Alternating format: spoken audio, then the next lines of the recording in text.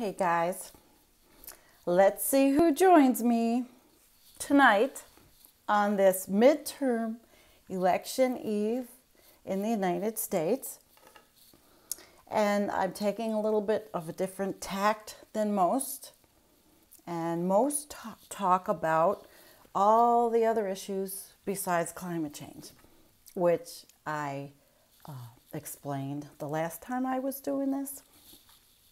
So tonight, whoever joins me will get a little treat from DeSmog blog, and I'm going to out some of these idiots because they really are dangerous to our health. They're dangerous to the planet, and they really are a scourge. Let's get rid of them. So DeSmog blog. As the midterm elections approach, DeSmog is taking the opportunity to highlight some of the top climate science deniers currently running for office in the U.S. First clown is Representative Clay Higgins of Louisiana. And I have a little something about Louisiana because we have a follower, William DeBose.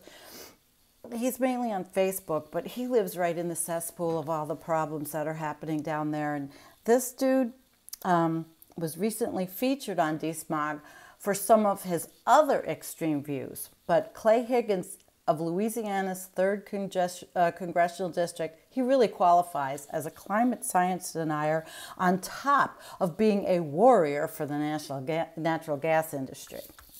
So Higgins told PBS NewsHour in August of 2017, "Climate change has always happened. That's my argument.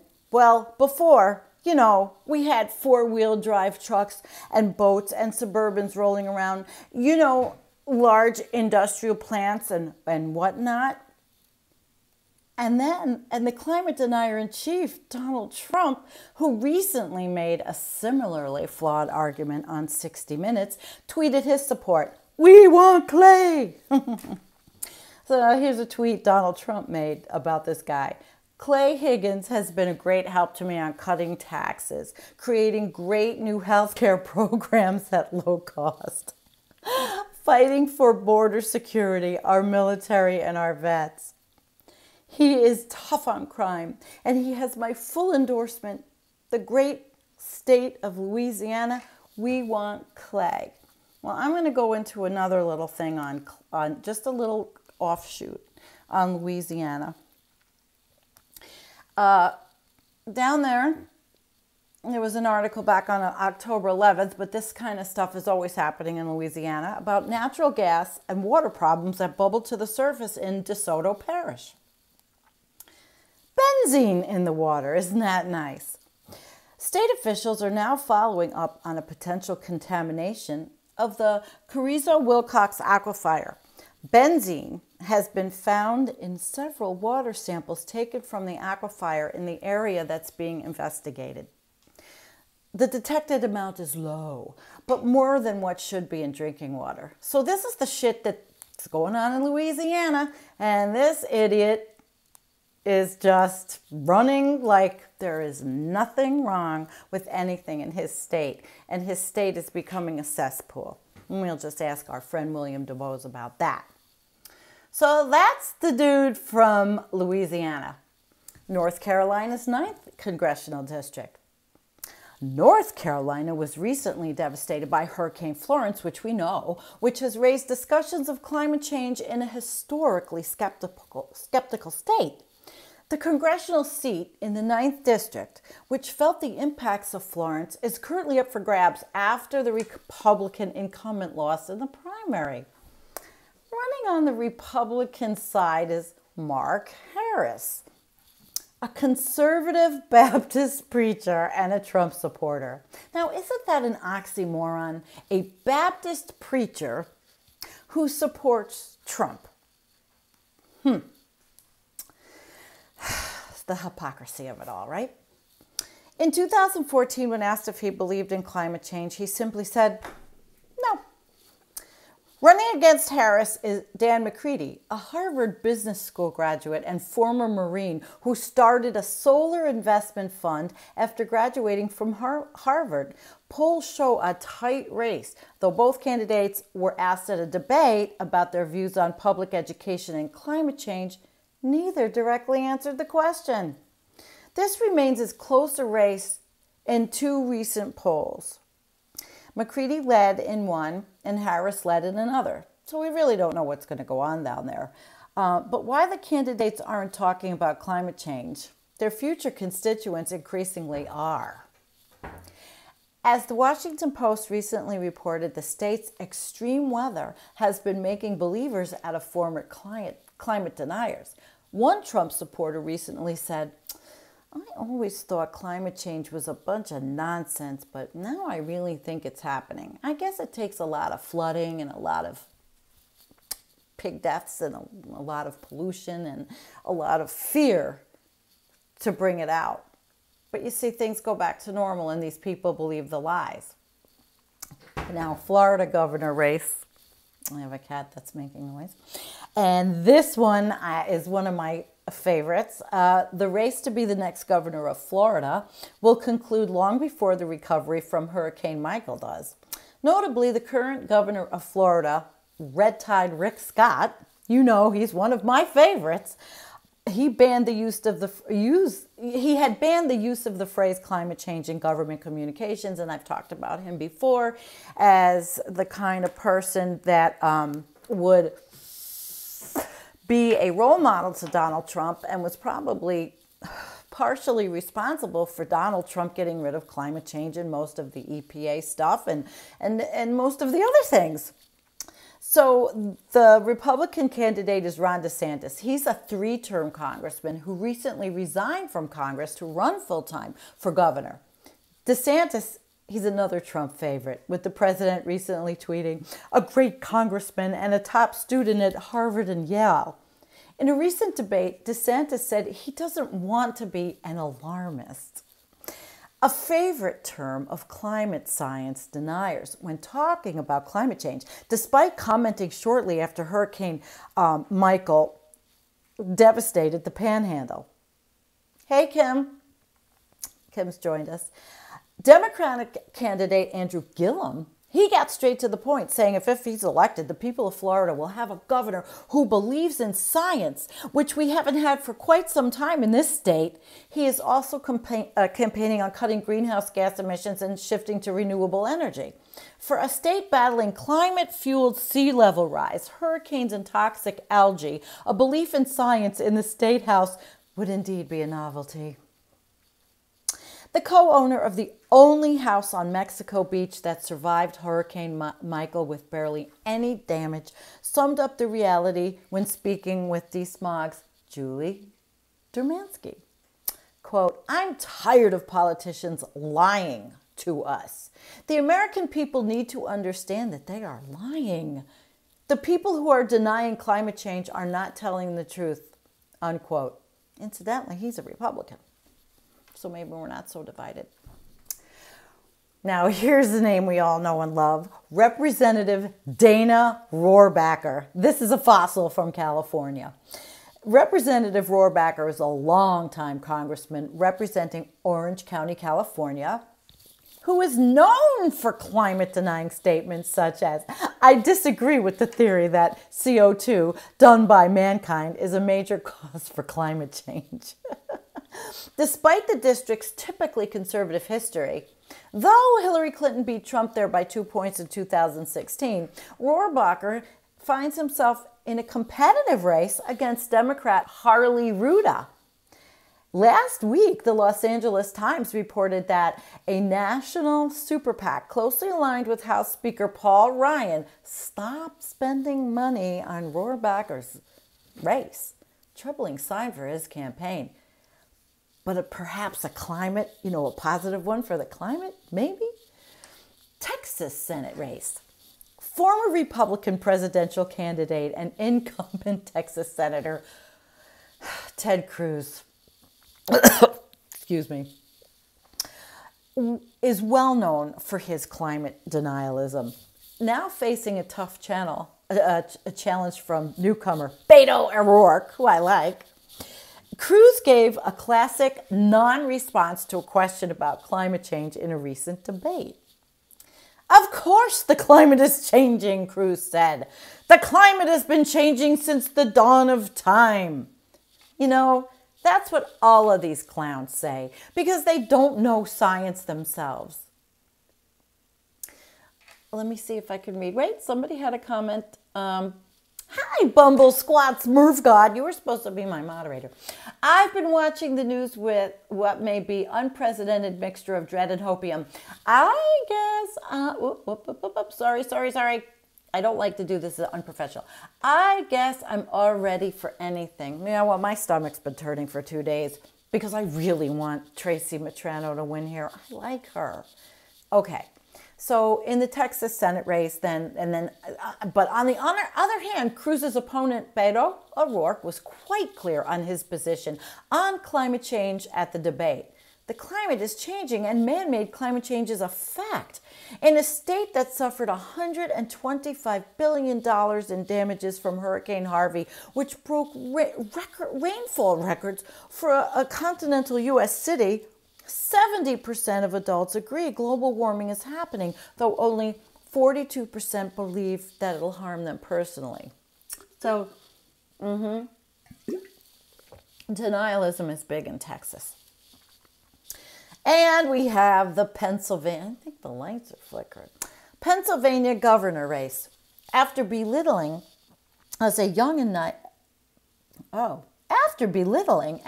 a little young and naive, an 18-year-old constituent who asked him about climate change and his campaign contributions from the fossil fuel industry, Pennsylvania Republican candidate Governor Scott Wagner said, "Are we here to elect a governor or are we here to elect a scientist?"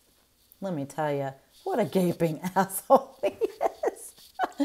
Oh my God. In past comments, Wagner has used typical denier talking points when discussing climate change, saying, "I haven't been in a science class in a long time, but the earth moves closer to the sun every year. You know, the rotation of the earth, we're moving closer to the sun." Need I say anything else? In case you were wondering. Well, wait, he went on to say, all right, I'll have to say something else. He went on to say, we have more people, you know? Humans have warm bodies, so heat is coming off. Things are changing. But I think we are, as a society doing the best we can. Oh, we sure are, because it's human-caused climate change is because of humans sweating. Because we're heating up the environment with our bodies. An empire that overextends will collapse from within. Thank you, Bjarne Cola. Okay, so we finished with that clown. He says, you know, well, I can't even believe this. Notable mentions. Okay, so in a debate for the open Senate seat in Arizona, Republican candidate Martha McSally responded to a question about climate change by saying, "I can't believe this is the last question."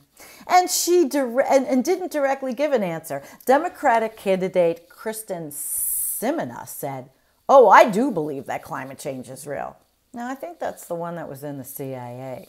She may know a little bit more than we think she knows. However, in response to a similar question by the Arizona Republic earlier this month, McSally, a representative who has frequently voted against the climate, acknowledged our environment and the Earth's climate are changing, and there's a likely human element to it. I wonder if she means it's our body odor. You know, could be.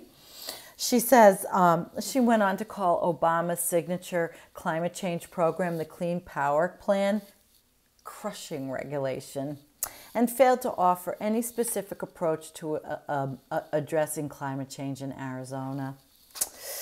Now, not exactly denial, but not exactly embracing the scientific consensus either.